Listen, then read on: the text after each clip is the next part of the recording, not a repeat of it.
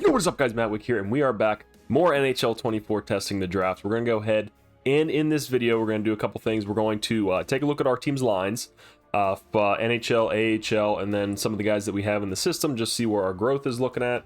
And then one other thing that I want to do that I did before this video, and that I want to do, we'll see maybe every year, every couple of years, especially going forward whenever all the names get actually randomly generated, is I'm going to go through, I'm going to look through all the draft class and just see like if we have any of those names in there that were interesting, because you know that's why this draft video got started, is we're looking for those guys with those randomly generated names, or even guys like you're about to see, one of the probably top fives at least that I've seen in this game. He's definitely gonna get drafted on our team, and I'll show you guys here in a little bit because I went through and pinned a couple ones that I liked. But I did look it up, and the guy that I thought was the funniest, he's a real guy. So we're gonna have to go and get him and see how his career goes out. But let's go ahead. I won't hold it up. I'm not gonna tease it too much. Quick in the video, we're gonna go ahead here, view the draft class. Now, obviously, we haven't scouted anybody because we're at the very start of the next season. So our scouts will get to work on that. But like I said, I went through, I pinned some guys that were my favorites. I don't know who's going to show up here first because I didn't sort by pins to see. But there was one. And I want you guys to let me know in the comments below, like, what you think about this. This will be like our top 5, top 10, whatever, however many I pinned of the draft. And let me know who's number 1 overall out of these names. What do you guys think? A couple of them are guys returning from last season that didn't get drafted. And a few are new guys who finally became of age. And so you can see here, we have our boy Will Subject, who we were thinking about drafting last year, but did not. He comes back into the fray. We'll go ahead and get him scouted. All these guys I'll try to get scouted as well. And like I said, let me know who you think is the best name of this class. But for starters here, we have 19-year-old Will Subject, obviously a real player. He has his picture in the game, which is awesome. Another one, we have a fan favorite of the last name, Travis Strumbalumbalopoulos. I've had people tell me in comments before this is like a hyphenated name or whatever up in Canada, but it's every time I see it come up, it always gives me a giggle. Next, we have Tiny Pitt, and I didn't go through to see if this guy was actually a real person, but I think USA, most of those guys probably aren't going to be real, and they're going to be randomly generated. And if his name is really Tiny Pitt and he is real, then I mean I don't really know how to feel for him. But we have Tiny Pitt here. Making his name known. Next, we have Timo Coco, no, it's not Capo, or I was thinking of Capo. Now I can't even remember his name. But Timo Coco here we have 17-year-old, 6'2", 195, good size. I know last video a commenter pointed out a player that we had who was 137, and I looked it up. I'm gonna get adjusted here, and the guy was actually real. So that's pretty interesting. There we had a 137. I think he was up to 149 now. I think I left in the comments. Next here we have Ralph Rammer, 6'3", 201, so very good size there for the old double R, Mr. Rammer. Here we have Norbert Backer. So like I said, I don't know if Germany, I don't know if they would have a real player in there. It seems like it's a lot of the Canadians that get put in the game later on, which is the guy who will be coming up here. But Norbert, I always give a good laugh at that name. We have Jason Wakabayashi. Where is he from? From Switzerland. So interesting how he ended up there. Be interested to see those family ties. 6'3", 202 for a 17-year-old, though. Very good size for a right defenseman. And here we have it. He is actually real. I looked it up, but we have Cash Cock. I think one of the all-time great names that I've seen. It kind of taints it a little bit because he is a real person. But I mean, Cash Cock. I mean, you can't really get better than that. He will definitely be drafted on our team. We'll see where he ends up after we get him scouted. But regardless, 7th round, 6th round, I don't care if I take him number 1 overall. This guy's going to be on our team. After that, we have our boy returning as well, Bo Yoshimura, Braden Pankey. And then this guy, I just liked his name because it's all over the place. Anton Topel. That's I can't even do it. You guys can let me know. Try to abbreviate that in the comments. But there you have it. That's the last one. So that is our all name team for this draft. I think the 2024 draft, something like that. But let's go ahead. We'll take a quick look at our lines. I made some changes, you can see there. Didn't point out in the beginning of the video. Patrick Kane is now on our team. I didn't really want to sign him, but looking at our roster, we did need wingers. So I figured I would bring him in. No one signed him past like the day like 8. There was nobody even interested, so I went ahead, gave him I think a 2-year deal. Keep him this year, see if we can send him off. I felt he'd be good for the development of some of our younger centers as well. So you can see Peyton Krebs there, jumped up to an 84. Went and signed Jason Zucker as well. I think he'll be a nice force there on our top line. Maybe transition down to hopefully a second or third line role in the next couple of years. Cam Atkinson's still around. I think this is the last year of his deal. Yeah. So we'll see if he ends up on the trade block. It's kind of like my plan right now, mid-season, is to put him on the trade block and see where we go. Wyatt Johnson grew to an 83 overall. Anthony Mantha we have there, another free agent acquisition. He was somebody I really wanted on the team. I like the size. Sniper, we need snipers, wingers that can score. That was the biggest problem with our team last year. Michael Bunting, Connor McMichael, and Matthew Nyes, who those are all 3 returning guys. Then we have Paul Cotter, who played really well last year. So we'll see if we maybe transition him around between the fourth and third line and see kind of where he fits in best.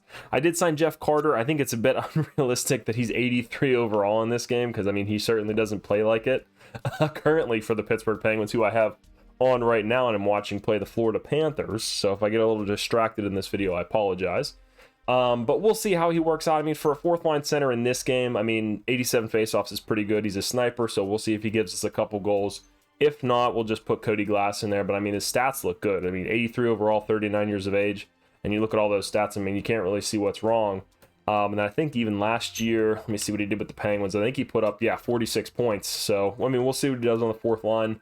If not, like I said, we got Cody Glass and Alex Turcotte, and then I think there's another guy that we signed who could fill in. And then I signed another Pittsburgh Penguin, Teddy Bluger. It's only fitting where the Pittsburgh DraftKings signed the old Pittsburgh Penguins back. But he is a solid, very serviceable fourth line guy who could play some penalty kill minutes and transition to that fourth line center role if we need him to.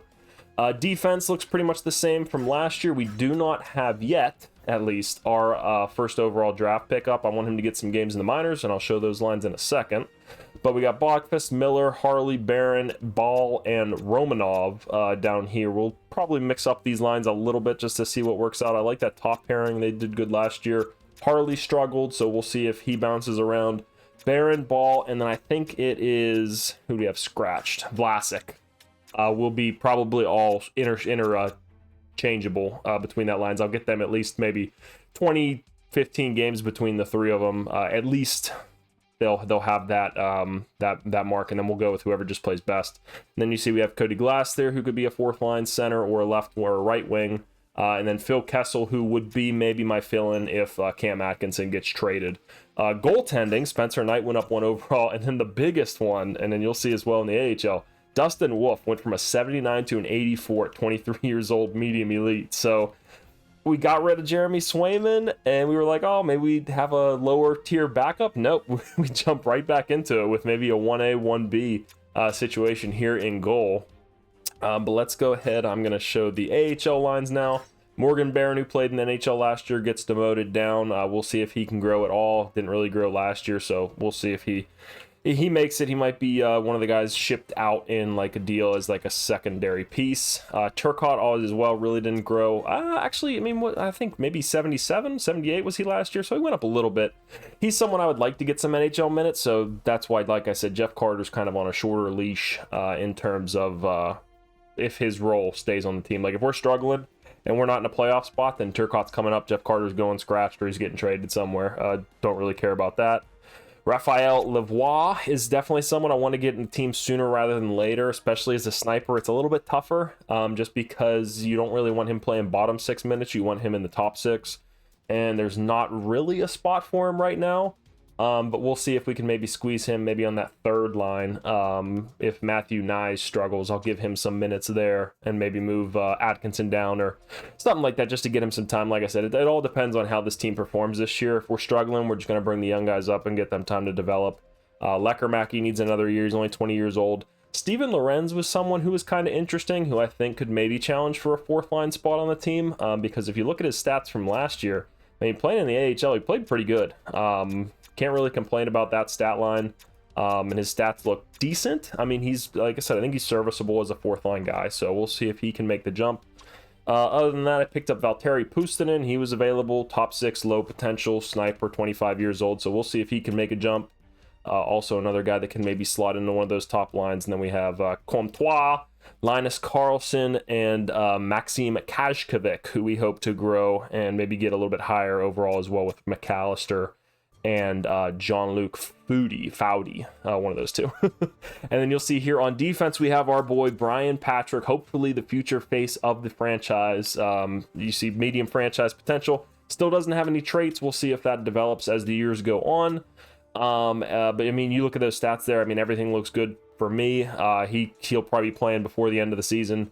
Like I said, especially if we're starting to struggle, I'm definitely going to bring him up, put him on the second pairing right away, and we'll kind of go from there. But to keep him safe kind of out there, I grabbed this guy, Michael Vukajevic, 6'3", 217, only 23 years old, which gave me a little bit of surprise that he was even available.